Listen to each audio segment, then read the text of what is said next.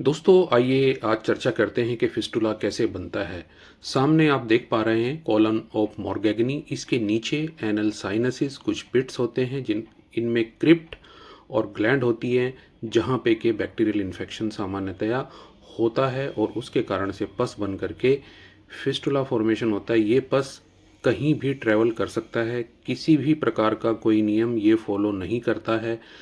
इंटरस्पेक्ट्रिक space में एक बार एकत्र होने के बाद ये कहीं भी किसी भी ओर जा सकता है। जिस क्षेत्र में भी ये जाएगा उसी हिसाब से फिस्टुला का नाम इसको दिया जाता है।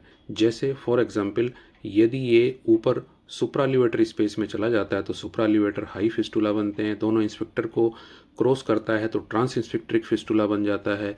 नीचे की ओर आता है तो ये पेरिएनल फिस्टुला के रूप में इसको जाना जाता है। इस प्रकार से फिस्टुला का पाथ कहीं भी किसी भी ओर ट्रैवल कर सकता है।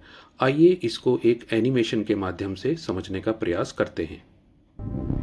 Cryptoglandular infection typically begins here, at the dentate line.